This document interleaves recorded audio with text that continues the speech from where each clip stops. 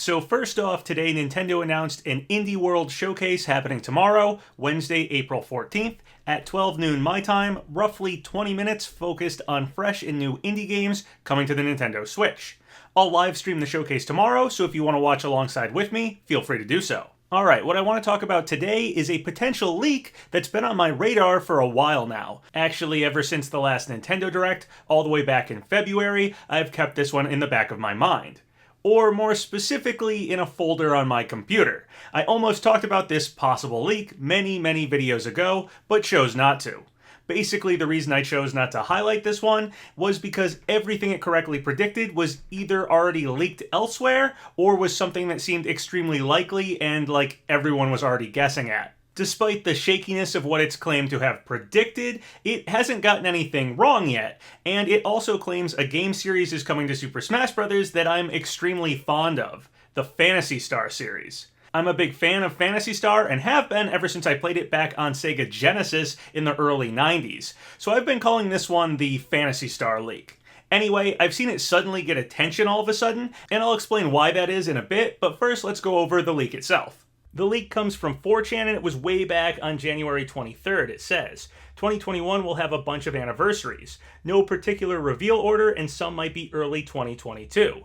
Mario Kart 9, Mario Golf Camelot, Breath of the Wild sequel getting a full reveal and planned release this year, Skyward Sword HD, Diamond and Pearl, Pokemon Snap, 2D Metroid very soon by Mercury Steam, Metroid Prime Trilogy. We will also see new Kirby game retail release, Famicom Detective Series, new Fire Emblem Echo style game. Grezzo has a Zelda title planned this year, Ninja Gaiden Sigma Trilogy is coming to Switch very soon, Dark Souls 2 is getting ported to Switch. Smash! Ryu Hayabusa is in this wave. There will be additional fighters confirmed to be in development. A fighter from Sega's Phantasy Star series is planned, seemingly being PSO2's Matoi.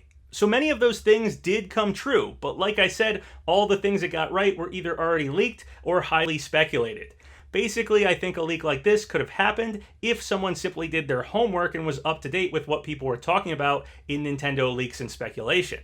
Famicom Detective Club was already known about, the Ninja Gaiden Sigma trilogy was leaked, Mario Golf was heavily rumored by some big-name leakers for a while, Diamond and Pearl was next in line for Pokemon Remakes, so everyone was guessing at those, and Skyward Sword was also next in line for the Zelda titles to get an HD upgrade.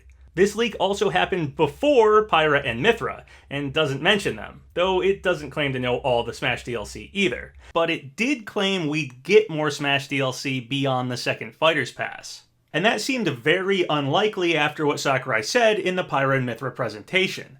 Of course, with the Australian website leak now, it is possible more Smash stuff could actually be coming. Go watch my last speculation video if you aren't caught up on that yet. But even with the Australian site leak, it seems to simply suggest the possibility of maybe a single bonus fighter or something at best, while the way this leak is worded makes it sound more like an entire third fighter pass or something would be in the works. Now, like I said before, remasters of the two Famicom Detective Club games were already known about, but a Western localization of that series was not known. This leak says we would see it, which suggests it would get localized, so it does have that going for it, as the games being localized was not known until the Nintendo Direct, which this possible leak does predate. But with everything else this leak got right seeming kinda guessable, or literally already leaked, and it saying nothing about Pyra and Mythra, and making wild claims about further Smash DLC, I shelved this leak and decided not to talk about it before. However, now it's suddenly gotten some attention. People have been asking me about it recently, and I've even seen articles talking about it. So why did it suddenly find itself on everyone else's radar? Well, as far as I can tell, two things happened that got people looking at this leak again. First off, the other day there was a report on Nintendo Enthusiast of a possible leak for two Fire Emblem games getting remakes, Path of Radiance and/or Radiant Dawn from GameCube and Wii respectively. These two games together are known as the Teleus duology. Then Leaky Pandy posted a list of supposedly leaked Namco stuff, which included Dark Souls expanding further into Nintendo Switch and Stadia. Well, if we look back at that Phantasy Star leak, it has new Fire Emblem Echo style game on it. Fire Emblem Echoes is a remaster of the second Fire Emblem game, Fire Emblem Gaiden, so Fire Emblem Remakes would fit this prediction. And then it also says Dark Souls 2 is getting ported to Switch, which is in line with what Leaky Panda is saying about Dark Souls expanding further into the Nintendo Switch. So suddenly it appeared as though not only did it get a lot of already leaked and highly predicted stuff correct, even more things were starting to line up with this possible leak. And thus, it started getting a lot more attention. But shortly after the Nintendo Enthusiast made that article about the Fire Emblem remakes happening, they made a follow-up article and basically retracted the rumors of the Path of Radiance and or Radiant Dawn remakes happening. The initial leak from Nintendo Enthusiast was based on what a Reddit user called ThanIBomb had written. ThanIBomb had info that turned out to be true about 3 houses before that game was revealed, so they have a history of correct info for Fire Emblem games. Nintendo Enthusiast reached out to ThanIBomb, and ThanIBomb explained to them that what they'd been saying about possible remakes was just speculation and not a leak. ThanIBomb said, "Oh, I don't know about anything. I'm just hoping there's a Tellius remake because they are my favorite games, and it's suspicious how much Tellius content we've been getting in the past year." And then added they are not involved with game leaks anymore. So the Fire Emblem remake rumors were quickly debunked. Whether or not we get some Fire Emblem remakes and the leak has that going for it remains to be seen, but so far the rumor about them that happened recently was debunked. Leaky Pandy's Namco leak about further Dark Souls content coming to the Nintendo Switch is still possible, but it is only just a rumor for now, so this Phantasy Star leak is essentially in the same position it has been in for months already. It hasn't gotten anything wrong, of course, but it also seems to only have predicted highly predictable stuff. Stuff that if you followed leaks very closely, you could probably fake a leak with. Still, it's an interesting leak to keep in mind going forward. Again, it hasn't gotten anything wrong. And if more things do begin to line up with it, well, there we go. It's worth our attention. As for the Smash characters it's claiming, I've talked about Ryo Hayabusa for Smash many times in the past, so not much more to say about him here. Make up your own mind about where you think Hayabusa's chances for Smash fall these days. He had all those interviews, Vergeben talked about Koei Tecmo content, but maybe we already got that, etc, etc. I've talked about Hayabusa to death. As for how I feel about Phantasy Star, I love the old ones back on the Sega Genesis, and I was hooked on Phantasy Star Online for Dreamcast, and later the GameCube when those games came out. It was a mind-blowing experience playing a game online on my Dreamcast. I even bought the keyboard so I could easily talk to people online while playing. I have a lot of fond memories of that early online gaming experience. I never got into PSO2 because it was Japan exclusive for a long time, though I've meant to try it out now that it's been localized. I still haven't had a chance. I don't know about this Matoyi character at all, but she's apparently from PSO2. And again, I never got into PSO2 because the game was Japanese exclusive for so long. But regardless of the specific fighter, I'd be a big fan of Phantasy Star getting stuff in Super Smash Bros. It's a great series with lots of history for Sakurai to go over, and PSO2 is huge in Japan, so it would be a big deal to rep it in Smash for sure. And if we look at the first and second Fighters Pass, both Microsoft and Square have gotten reps in both passes so far. Sega got Joker last pass, so maybe another Sega rep, like a Phantasy Star character, could happen this time. Who knows? Anyway, this leak's going to have to just get put back on the shelf, and we'll continue to wait it out and see if any more things start to line up with it or not. Alright, so some other things that happened with Smash speculation. We got a Bowser's Fury Spirit event. Sorry, Super Saiyan Cat Mario fans, he might be out of the running here now. And Sakurai talked a bunch about his anniversary pick of the day tweets in the latest Famitsu magazine column. Kody Nokolo of Source Gaming translated the article. The most interesting part of the article to me was after talking about those anniversary picks of the day images, it ends with saying, "This isn't all that Sakurai's been working on, so hold on just a bit longer, he's trying his best."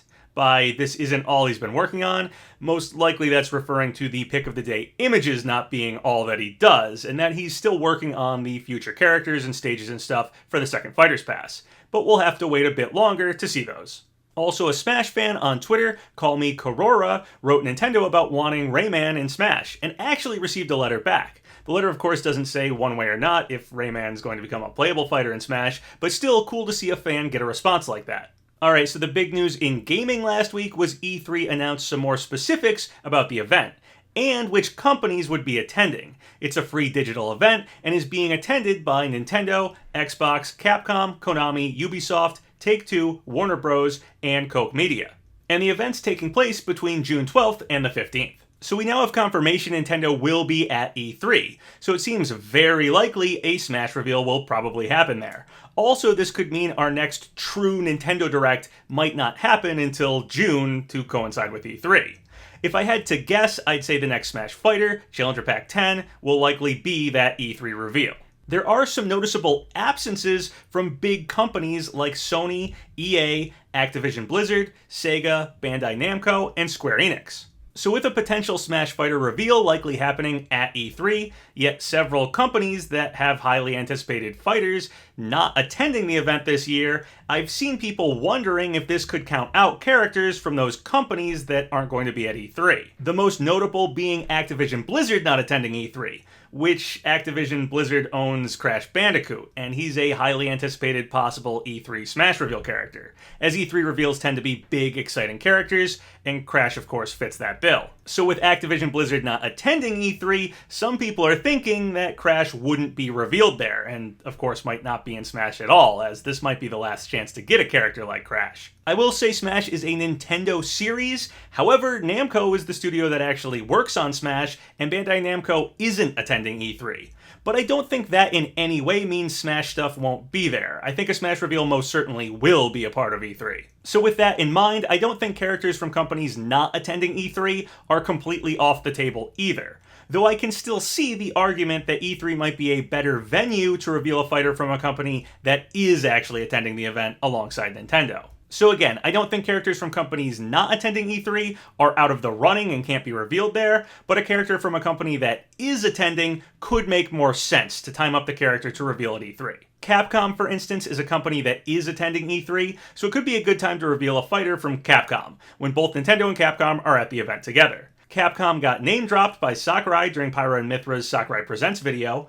All of the Mii costumes were from Capcom games. Capcom is clearly still on board with Smash Ultimate with all those Mii costumes. So maybe more Capcom content is coming to Smash Ultimate. Someone like Dante from Devil May Cry would certainly be a big enough name to warrant an E3-style reveal. Ubisoft is also attending E3, and Rayman, of course, has been a requested fighter for a very long time.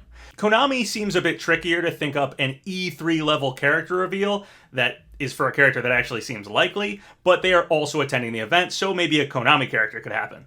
I think the biggest one here, though, is Microsoft having Xbox present at E3. We got Banjo at E3 2019, and it seems very possible that Steve was meant to be last year's E3 reveal had the event not been cancelled. So it's possible the plan has always been to reveal a Microsoft character each year at E3. Maybe Master Chief from Halo is next. Obviously, Chief would fit a highly anticipated, big-name E3 character reveal. And I honestly can't think of a better time to reveal Master Chief if he was indeed happening for Smash. An E3 presentation when Microsoft and Nintendo are together there just makes sense to reveal the character then. Over on the Forest Maze Discord, Masked for Alligator wrote, Special Ed, an Xbox-centric content creator with sources within the industry, specifically at Xbox, is saying that the cat is out of the bag in relation to Nintendo and Xbox, and that we'll hear more about it in the fall. His cat got out of the bag comment was most likely referring to Jeff Grubb recently publicly saying in a podcast that everything behind Phil Spencer in a recent stream he did meant something, including the Switch. This means that we can expect some kind of direct collaboration between Nintendo and Xbox, and we'll be hearing more news about it in the fall. It should be noted that this most likely is not related to Smash Bros. Hype responsibly. And if you look at that photo of Phil Spencer, you can see a Switch in the background. Special Ed is saying we will hear more in the fall about whatever this is hinting at.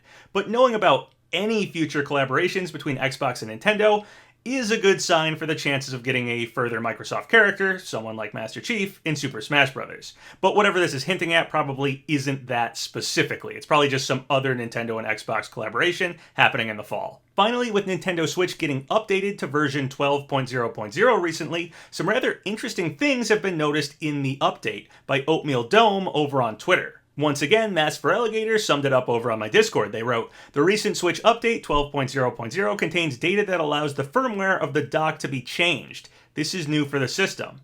As well, the data appears to contain a string that references 4K and it being preferred to the USB 3.0 input, which would be 1080p. This corroborates the rumors of 4K graphics coming to the Switch Pro involving the dock and DLSS, as well as potentially showing that the Pro will be revealed soon, though that is speculation. The update also adds audio support to the Bluetooth driver. So all of this stuff seems to support all those rumors of some kind of Switch Pro, a Super Switch or something. That might be what all this is setting up for. Surprisingly, I'm most excited about the possibility of easily using Bluetooth headsets with the Nintendo Switch. That's something that should be standard in 2021 and not something I should be excited about a modern video game console having, but here we are. Anyway, if you guys have any thoughts or comments about any of the stuff I talked about in this video, leave them below. Remember to like the video, leave a comment in the section below, and subscribe to PapaGenos! Twitter, Patreon, Discord.